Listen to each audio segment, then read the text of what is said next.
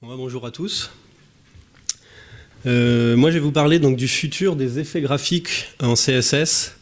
Alors c'est un titre qui est un peu pompeux comme ça, mais ça me faisait marrer de vous montrer un peu ce qu'on va pouvoir faire peut-être un jour en CSS. Donc vous avez peut-être déjà entendu parler de CSS 3, donc qui est l'évolution du langage, j'ai envie de dire classique. Mais il y a plein de choses encore qui sont à découvrir, qui sont à inventer. Et donc pendant ces 25 minutes, là, je vais essayer de vous présenter ces nouveautés. Donc je vais devoir switcher souvent de navigateur, parce qu'il y a des choses qui marchent pas partout, donc vous verrez. Juste une petite présentation. Donc moi, je suis formateur web dans une école qui s'appelle l'ENSG Géomatique. Et voilà, donc j'ai écrit un bouquin sur CSS 3. Et j'ai fait quelques sites qui parlent de CSS3 aussi. En gros, je fais que du CSS, quoi, voilà. Donc, en gros, aujourd'hui, qu'est-ce qu'on a comme effet en CSS3? On peut parler des ombres, text shadow, box shadow, les coins arrondis, bien sûr, ça, vous en avez sûrement entendu déjà parler, les animations, les transformations 2D, 3D. Et donc, ce qu'on peut se dire, c'est, qu'est-ce qu'on peut avoir de plus ou de mieux? Donc on va essayer de voir différentes choses. Donc des fonctions d'image, on va voir la notion de masque en CSS et en SVG, un nouveau mode de positionnement des éléments qui sont les exclusions, et on finira par les filtres. Alors les fonctions d'image, donc il y a une fonction qui existe quelque part dans une spécification CSS qui marche actuellement que dans Firefox, mais ça permet de voir un peu le futur du langage, qui s'appelle Element.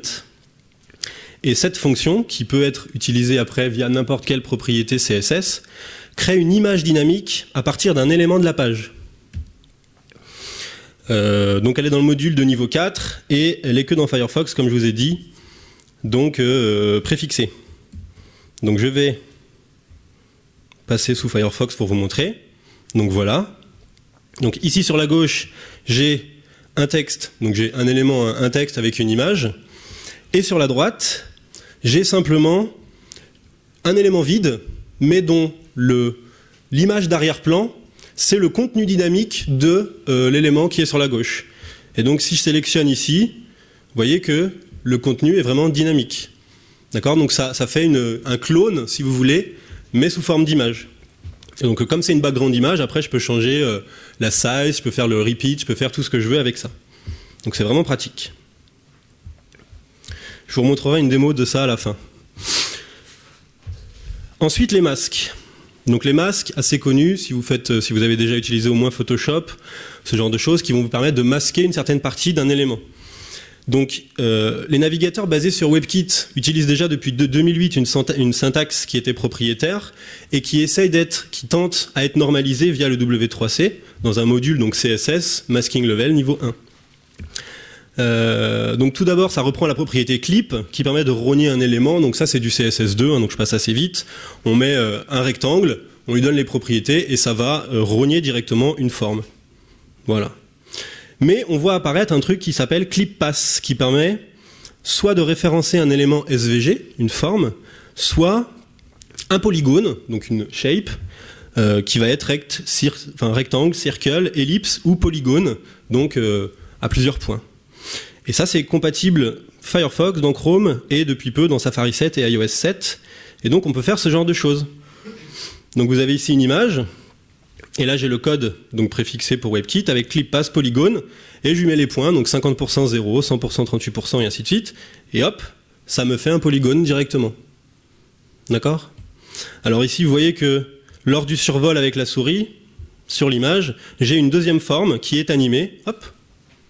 Et donc je peux faire ce genre de petit effet un peu sympa.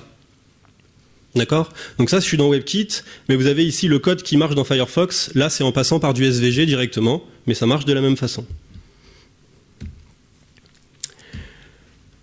Alors au niveau des masques, on a l'autre façon de faire des masques qui sont les masques de fusion. Donc les masques de transparence. Donc on a deux possibilités en CSS, soit en référence à un masque SVG, donc en utilisant des balises masque SVG, et on aura deux types de masques possibles, soit des masques de fusion de niveau de gris, soit des masques de transparence. Ça, c'est compatible dans Firefox sur tous les éléments et dans les autres navigateurs, c'est-à-dire Chrome, Safari et Comparse, sur SVG seulement. Donc il y a encore cette petite limitation. Et donc ça s'utilise de la même façon que background image, sauf que l'image qu'on va référencer, eh bien, sera utilisée comme un masque. Et ça, c'est compatible dans tous les navigateurs WebKit. Et donc voilà ce qu'il est possible de faire, tout simplement. Donc ici, je dis WebKit mask. Donc ça sera standardisé un jour en juste masque. Un linear gradient, donc un dégradé CSS, qui va de noir vers transparent à 75%. Et donc vous voyez que ça masque progressivement l'image. Si je change ici et je vous mets 50%, hop, vous voyez que du coup ça la masque à la moitié. Alors là, j'ai fait un dégradé linéaire, mais on pourrait faire un dégradé radial, on pourrait faire une image, on pourrait faire tout ce qu'on veut. Ça masque de cette façon-là, assez facilement. Donc voilà une petite démo que je m'étais amusé à faire, donc sur mon site perso. Donc ici, j'ai mon logo, et quand je passe sur le logo, je fais passer via un masque qui est la forme du logo, un dégradé radial qui avance. Et donc on a l'impression de créer une petite lueur, un petit effet un peu sympa. Voilà, tout en CSS. Il n'y a pas une seule ligne de JavaScript.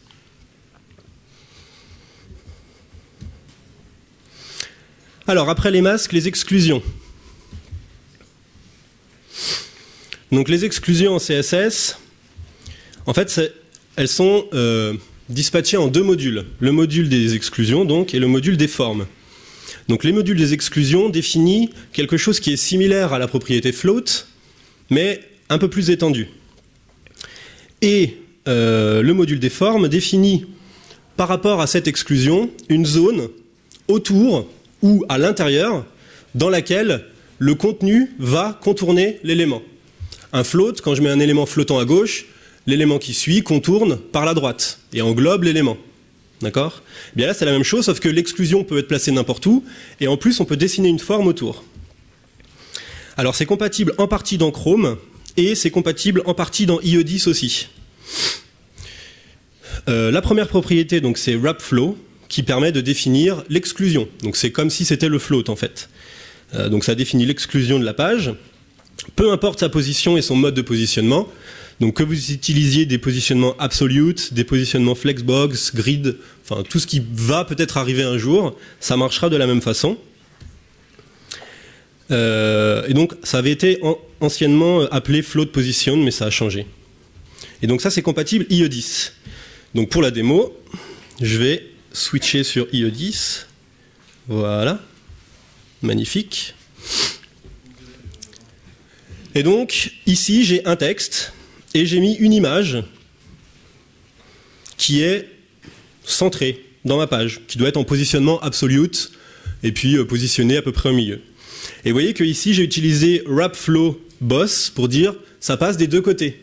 D'accord ? Ici, si je change et je mets start, hop, ça va passer que du côté dans le sens de lecture. Parce qu'à partir de CSS3, tout s'internationalise, donc on n'a plus left et right, mais on a start et end, puisque si on écrit dans l'autre sens, il faut que ça reste start et end. Donc ici, si je fais start, si je fais end, ça va de l'autre côté, et si je fais boss, ça va des deux côtés. D'accord ? Donc ça, c'est l'exclusion, donc ça contourne. C'est la première chose.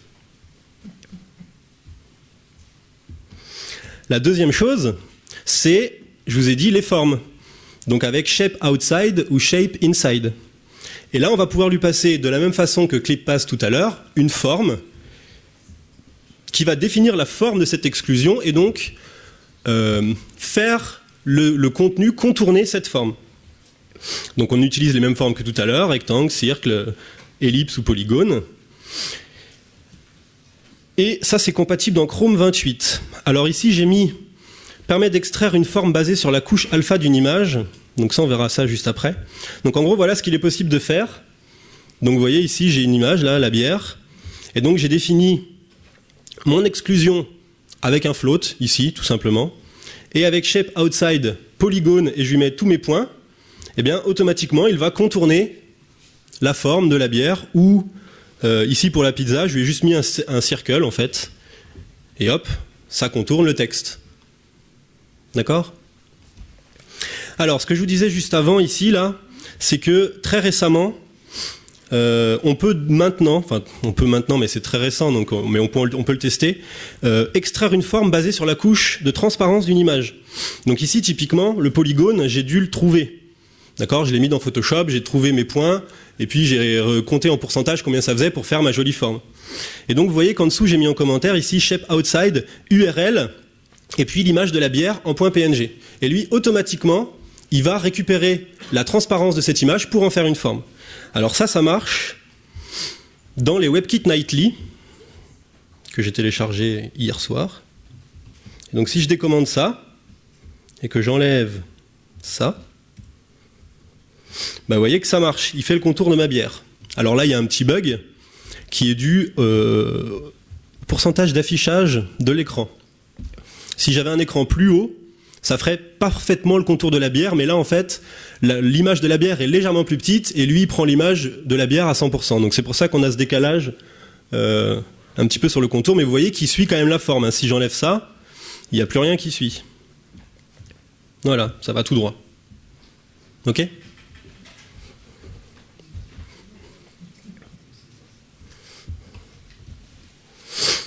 Alors on passe aux filtres. Donc les filtres, vous avez peut-être déjà entendu parler aussi, c'est une petite nouveauté, une petite révolution en CSS, et vous avez plusieurs types de filtres. Vous avez des filtres raccourcis, vous avez des filtres SVG qu'on va appeler classiques, et vous avez les filtres custom qui s'appellent les shaders. Tout d'abord les filtres raccourcis, donc vous avez une propriété qui s'appelle filter, et qui va vous permettre d'utiliser des mots-clés, comme par exemple blur, 5 pixels, et qui va flouter directement n'importe quel élément d'une page, que ce soit une image, un texte ou autre chose. Alors vous avez une dizaine de fonctions, donc grayscale pour mettre en noir et blanc, saturate, hue rotate, invert pour faire un négatif, ce genre de choses, ou blur pour mettre en flou. Ça c'est compatible dans Chrome depuis assez longtemps, Safari et iOS.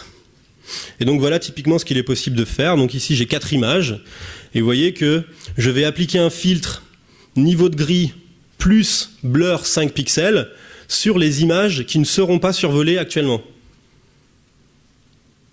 Hop, donc je survole l'image, je la fais passer devant, mais ça je vous ai pas mis le code. Par contre les autres, vous voyez qu'elles deviennent grayscale 1 et blur 5 pixels. Donc ça c'est assez facile à utiliser. Ça fait ramer un peu la carte graphique, mais ça marche. C'est très récent, hein, c'est ce que je vous disais. Alors, très récemment aussi, vous avez maintenant la possibilité d'utiliser une fonction filter qui va en fait prendre 2 arguments, l'image, une image, un filtre, et qui vous renvoie l'image filtrée pour pouvoir la réutiliser d'une autre façon. Donc en fait, ça permet d'appliquer un filtre sur une image et de le réutiliser. Donc c'est très récent, puisque c'est de septembre 2013. Bon, on est au mois d'octobre, donc ça va. Et j'ai une petite démo ici. Hop. Et donc voilà le code. Donc, bon, bien sûr préfixé WebKit, hein, puisque je suis dans une WebKit Nightly. Donc je dis background image. La première image, ça va être mon image. Donc vous voyez ici la URL nature 1, avec un filtre opacité à 5%. Et tout ça, ça me génère une image qui est en fait une sorte de background opacity. D'accord ? Puis après, virgule, j'en ajoute une deuxième, puisqu'on peut rajouter plusieurs fonds, enfin plusieurs arrière-plans. Et donc ici, j'ai bien mes 2 images.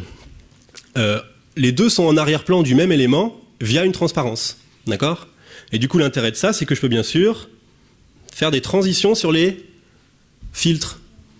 D'accord ? Alors ça, c'est très très récent. Hein. Voilà, donc là, ici, j'ai mis une opacité différente ou un filtre négatif. J'aurais pu mettre un filtre grayscale ici. Et puis ça ferait une transition vers un niveau de gris. Hop, on voit. Bon, c'est l'image du fond qui transitionne, donc on voit pas très bien.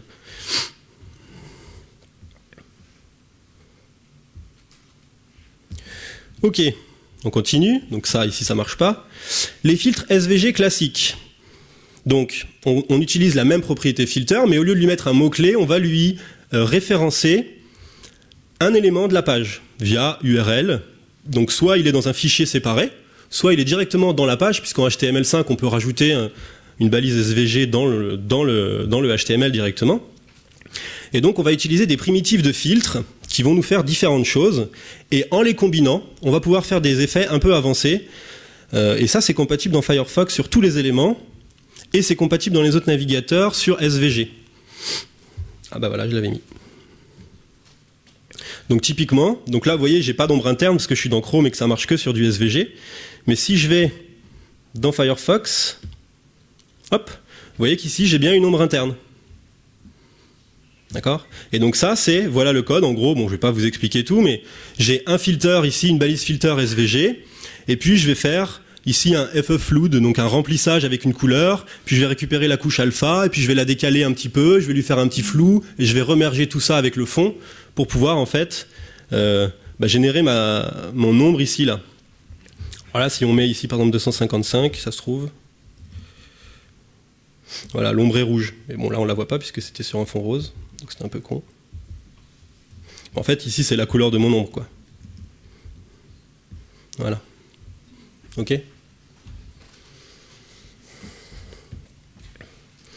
Alors, voilà une autre petite démo donc avec la fonction element que j'avais évoquée au début, donc qui permet de faire une image dynamique d'un élément de la page. Et donc là, j'ai répété en fait le site, donc la capture d'écran du site à l'intérieur de ma petite boîte là, et je l'ai flouté grâce à un filtre. Donc du coup, quand je la déplace, eh bien ça floute ce qu'il y a derrière. Et c'est bien entendu dynamique et en CSS 100%, puisque j'ai pas une seule ligne de JavaScript. D'accord ? En fait, j'ai juste fait un element de dièse mon site, et puis ça marche. Donc ça c'est pareil, c'est pas pour tout de suite, mais dans Firefox ça marche très bien.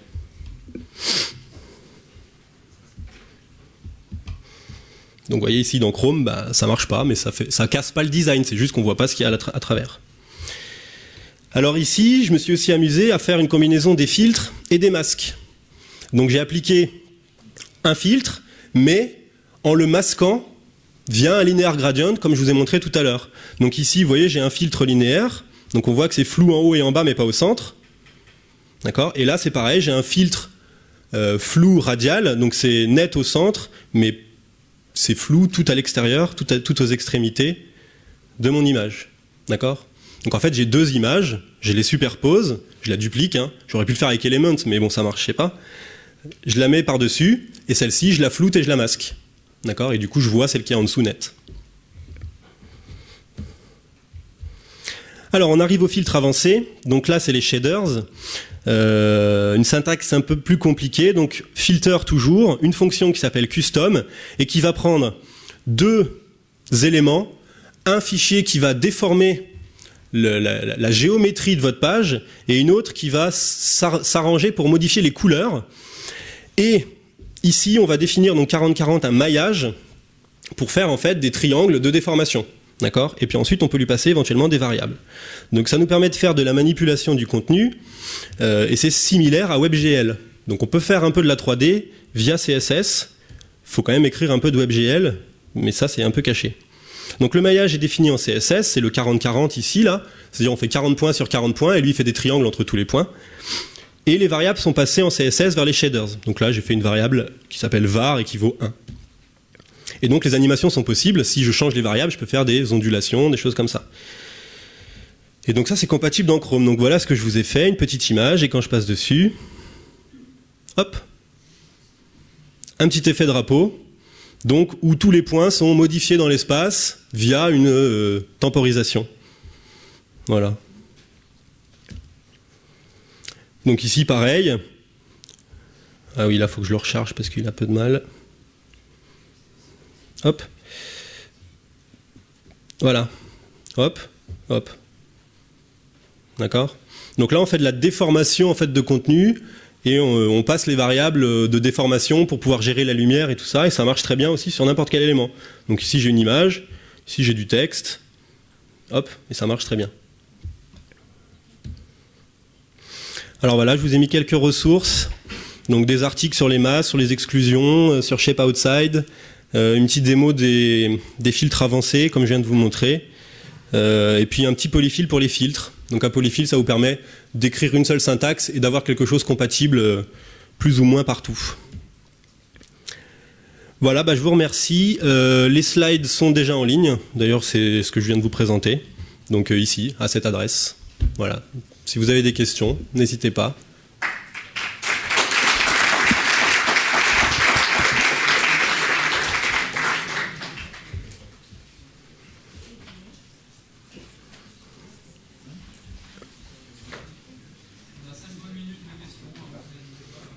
Ouais. Je m'excuse pour cette question parce que je pense que j'aurais dû la poser en dernier, mais on a peu de temps. Je viens d'assister à la conférence précédente qui parlait des applications mobiles. Ma question, c'est dans quelle mesure est-ce que tout ce que vous nous avez présenté est exploitable sur une application mobile? Ouais, donc la question c'est dans quelle mesure tout ce que j'ai présenté est exploitable dans une application mobile. Et ma réponse c'est qu'est-ce que tu entends par application mobile? Parce que si tu fais une application mobile au sens HTML5, tout ce que j'ai montré marche en fonction des navigateurs. Donc si tu fais une application pour HTML5 pour un iPhone ou pour un Android, a priori tu vas avoir Chrome ou Safari, donc la plupart des choses vont marcher.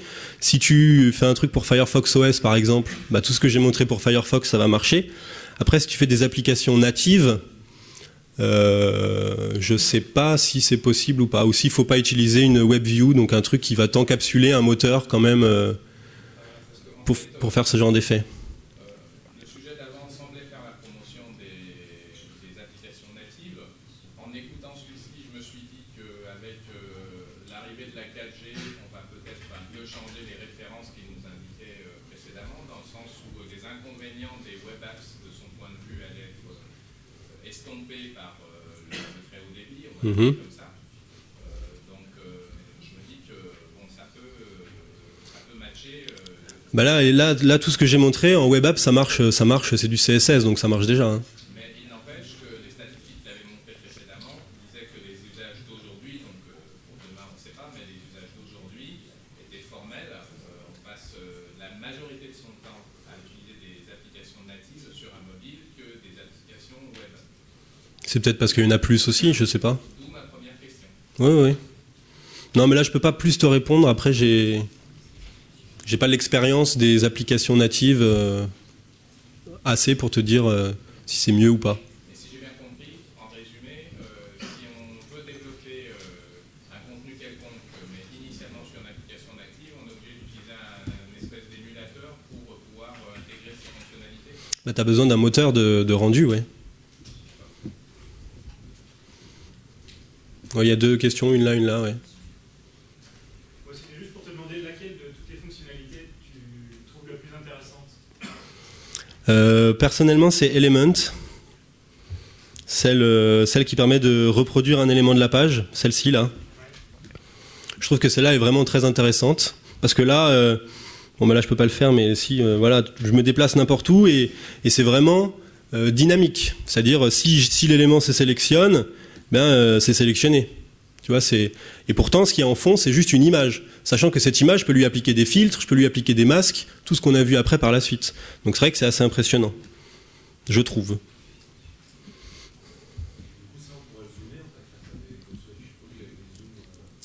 Ah oui, bien sûr. Là, le background, en fait, il est à 100%, mais si tu le mets plus grand, ça fait comme un zoom, ouais. La seule limitation de ça, c'est que ça marche que dans Firefox. Depuis la version 4, mais que dans Firefox.